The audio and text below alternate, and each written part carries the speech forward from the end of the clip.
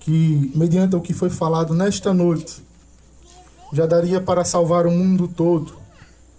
Mas como me foi concedido ainda a oportunidade, e é muito bom que ainda temos tempo para isso, se eu pudesse, eu passaria aqui a noite inteira ouvindo e falando acerca do amor de Jesus Cristo, porque não há nada melhor.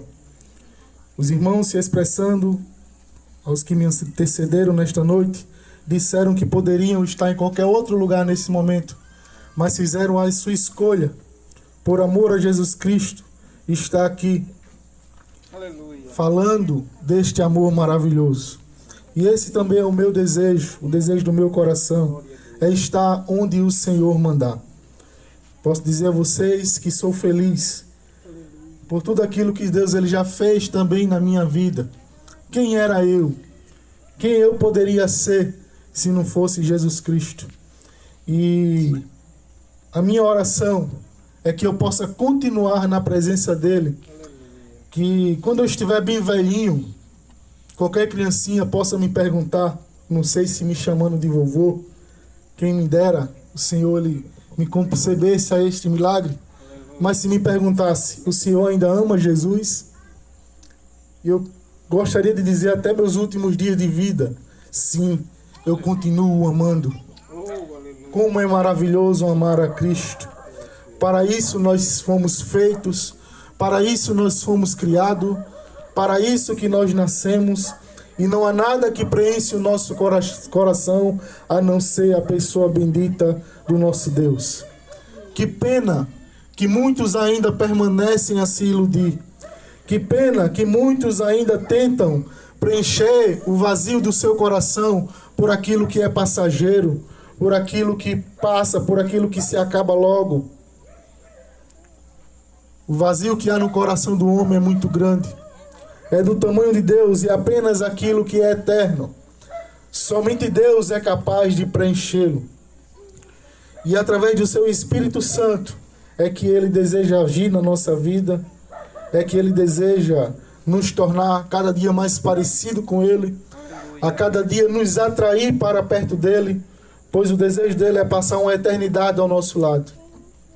Nós não fomos feitos para viver distante de Deus, mas o pecado ele fez essa separação entre o homem e Deus.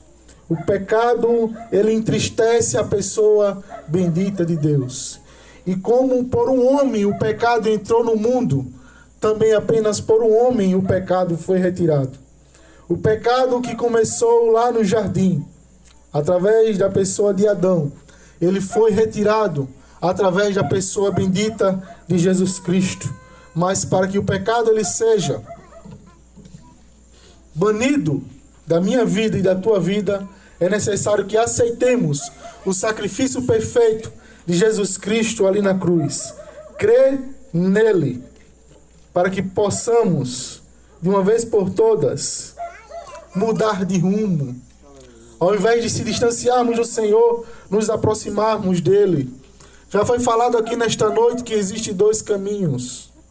Existe o caminho estreito e existe o caminho largo. E foi feita a pergunta, não sei se você refletiu, mas Deus ele está te perguntando mais uma vez. Qual o caminho que você vem trilhando? O caminho que te leva mais para próximo de Deus, o caminho estreito ou o caminho largo que entristece ao Senhor? Foi cantado um hino belíssimo aqui esta noite que dizia: Consolador, não sai daqui. Consolador, não sai daqui.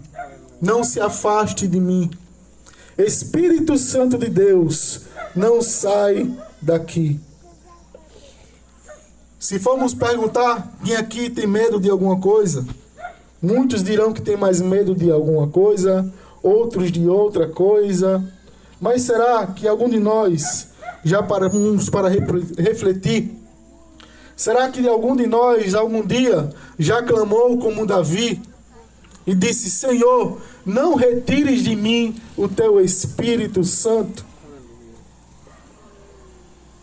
Nada é mais precioso na nossa vida do que a nossa comunhão com esse Espírito maravilhoso. E eu gostaria de ler um texto que se encontra lá no livro de Gênesis, no capítulo de número, não sei se capítulo 7 ou capítulo 8. Gênesis capítulo 8, versículo de número 7, nós iremos ver acerca da história de Noé, onde a terra, ela foi afetada por um dilúvio. O Deus que fez o homem, por se multiplicar a iniquidade no mundo, o pecado ele se alastrou, o cálice da ira de Deus se encheu. E a Bíblia diz que Deus ele se arrependeu de ter feito o homem e disse que haveria de destruir todo réptil, todo animal, todo ser que caminhasse pela terra, inclusive o homem. Mas Deus ele escolheu Noé e ordenou que Noé construísse uma arca para que o homem tivesse uma nova chance. E Noé ele obedeceu, ele construiu a arca e quando todos menos esperavam, o dilúvio sobreveio, levando a todos. Apenas os que escaparam foram os que estavam dentro da arca. E é interessante que quando as águas elas estavam baixando, Noé, ansiando por sair de dentro daquela arca, ele faz algumas experiências. E no versículo 7 do capítulo 8 de Gênesis, nós vemos que ele soltou primeiramente um corvo, que saiu, e aquele corvo ele ia e voltava, voando ao redor da arca, porque ele não encontrara pouso para os seus pés. E a Bíblia vai dizer também que pela segunda vez, Noé ele não solta mais um corvo, mas ele solta uma pomba. E aquela pomba ela voa, e como ela não encontra pouso para os seus pés, porque o mundo estava submerso em água, aquela pomba ela volta novamente para dentro da arca. E daí Noé ele solta por uma segunda vez. E aquela pomba voa, se demora a retornar, mas de repente ela volta. E quando ela volta, ela traz um ramo de oliveira em seu bico. Pela terceira vez, Noé ele solta novamente a pomba, de maneira que ela não mais volta. E Noé descobre que as águas estão prestes a voltar. Olhando para esse texto, nós vemos uma analogia, como de forma profética, como uma figura do que Deus ele foi capaz de fazer através do seu Espírito Santo. Se nós olharmos para o corvo, ele é uma figura do próprio diabo. Nós sabemos que o diabo ele habitou nos céus juntamente com Deus. O diabo nem sempre foi diabo. Ele outrora havia sido um anjo de luz. Mas ele olhou para a glória do Senhor e disse: subirei e serei semelhante a ele. De forma que ele foi banido do céu e nunca mais ele foi capaz de voltar. Semelhante a este corvo que foi expulso da arca, foi mandado embora por Noé e não mais voltou. E desde então nós bem sabemos que desde que o diabo foi expulso, que ele anda pairando sobre a terra. Quando o diabo conversava com Deus, Deus perguntou para o diabo no livro de Jó, onde estava? E ele disse, estava passeando e pairando sobre a terra. E desde o início dos tempos, o diabo, que um dos seus nomes também é enganador, ele anda por essa terra, enganando a muitos e cegando entendimentos para que não cheguem ao pleno conhecimento da verdade.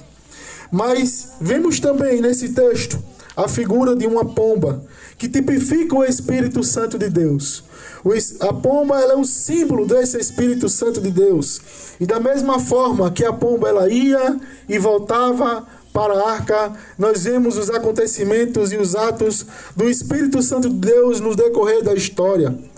Nós vemos que Deus ele enviava o seu Espírito entre os homens no Antigo Testamento, de maneira que eles se tornavam capazes de realizarem proezas no nome do Senhor.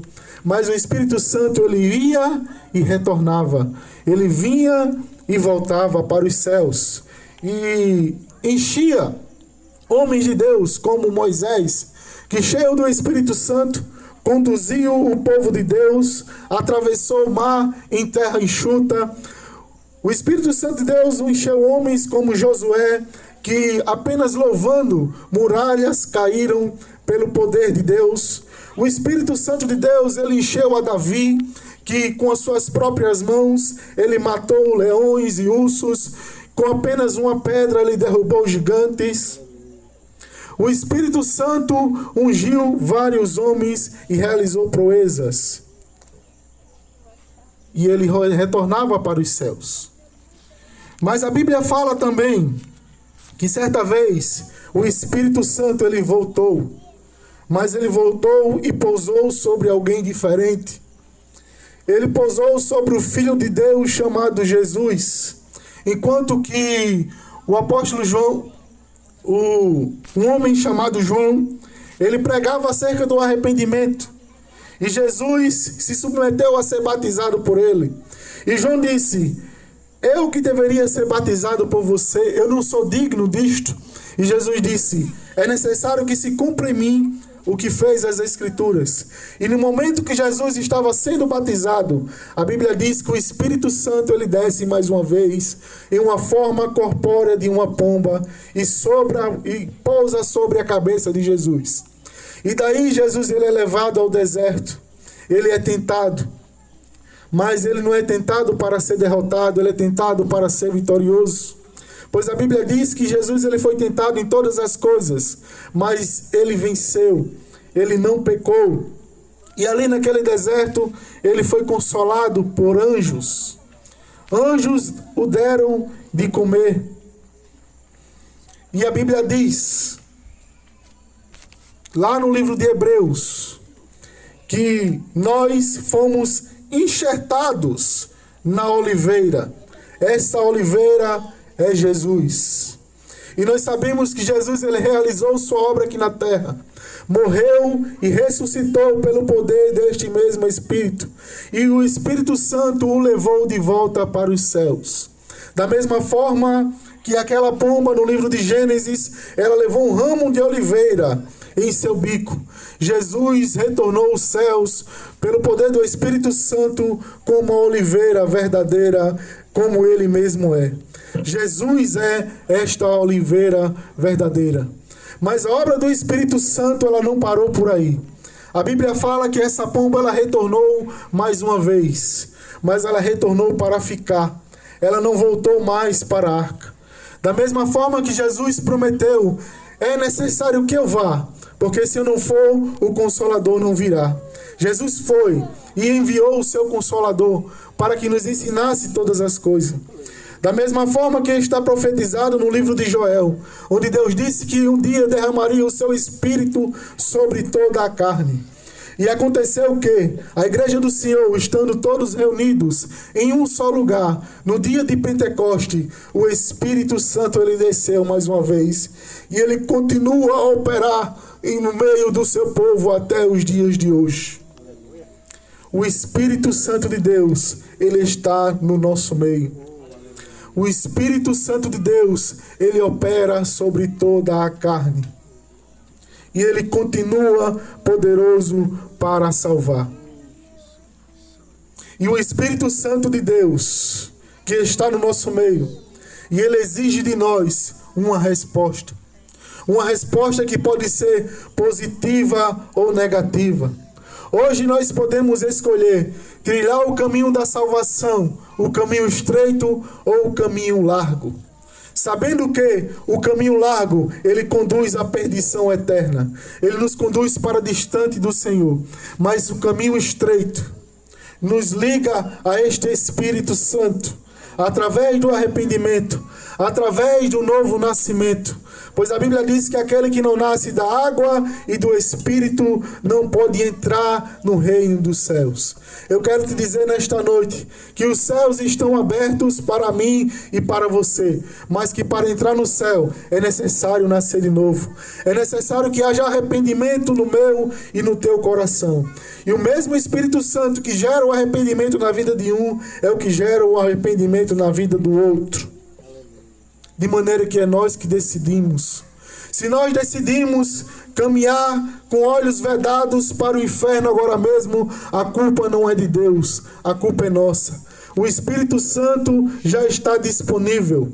Essa voz que brada no teu coração, dizendo que a palavra de Deus tem razão e que você não tem razão nenhuma, que você não passa de um pecador, é o Espírito Santo.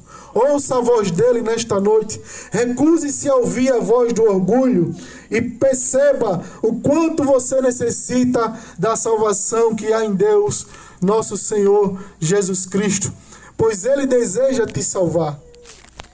Por isso que ele derramou o seu Espírito, para que tivesse nesta noite te convencendo.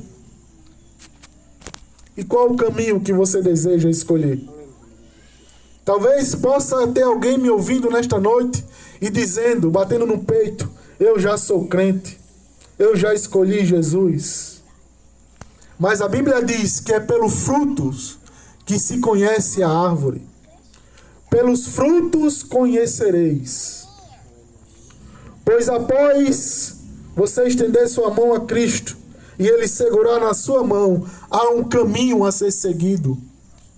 Há um caminho a ser seguido.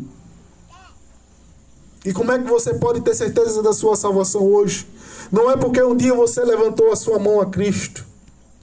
A pergunta que você deveria fazer a si mesmo é: a minha vida está em processo de transformação? Eu continuo trilhando o caminho estreito? Eu fui um dos primeiros a chegar aqui nesta noite. Mas digamos que eu estivesse me atrasado e alguém me perguntasse: por que você chegou tão tarde? E eu lhe dissesse: o pneu do meu carro furou, bem ali naquela ladeira. Preste atenção nesse exemplo. E de repente, quando eu fui trocar o pneu, uma das porcas saiu rolando. Precisando dela, corri atrás e não percebi que um caminhão gigante, daqueles de cana, carregado, pesado, passou com todas as suas rodas por cima de mim, e por isso que eu cheguei aqui todo sujo e acabei me atrasando. Vocês me diriam: você só pode estar ficando louco com essa história. Acaba com esse negócio. E eu te pergunto: como é que alguém pode ter um encontro tão grande com Deus e continuar da mesma forma? É impossível que alguém se encontre com Deus e continue da mesma forma. Da mesma forma que se eu fosse atropelado, eu não poderia chegar aqui caminhando do mesmo jeito. Algo em mim teria que estar diferente para que você acreditasse. E como é que eu quero enganar a mim mesmo? Como é que eu não permiti que o Senhor ele me transformasse e bater no peito e dizer que ainda tenho a Cristo? É necessário mantermos este íntimo relacionamento com o Espírito Santo. Nós nada temos, nós nada somos, nós nada podemos fazer. A Bíblia diz que ele deposita o seu Espírito, o seu precioso tesouro, em vasos de barro. Esse vaso de barro sou eu, esse vaso de barro é você. Analise a sua vida nesta noite e pergunte qual é a resposta que você tem dado a esse Espírito. A Bíblia diz que a sua palavra ela não volta vazia. Da mesma forma que a chuva cai sobre a terra e ela não retorna sem que venha produzir na terra, assim a sua palavra não volta vazia. E você sabe por quê? Porque uma vez que essa palavra ela é anunciada, gera no coração do homem a condição de dar uma resposta para Deus. Essa resposta ela pode ser positiva ou ela pode ser negativa. A parte do Senhor ele já fez. Agora falta a cada um de nós fazermos a nossa. Jesus Cristo, por amor, ele se entregou por mim e por você ali na cruz. Deseja operar em mim a sua preciosa obra de salvação. Essa salvação que ela tem um início e ela tem um fim. A salvação que se inicia aqui na terra, de maneira em que nós conhecemos Jesus e de maneira que nós só terminaremos de conhecê-lo na eternidade. Esse caminho que começa aqui, ele só acaba na eternidade. Então que possamos clamar ao Senhor para que esse nosso relacionamento com o seu Espírito jamais seja quebrado. E que pela condição que ele nos dá, através da iluminação da nossa mente, quando analisamos a sua palavra, só o Espírito Santo de Deus pode fazer isso. Nós possamos dizer sim para o Senhor e não para nós mesmos. Amém, em nome de Jesus.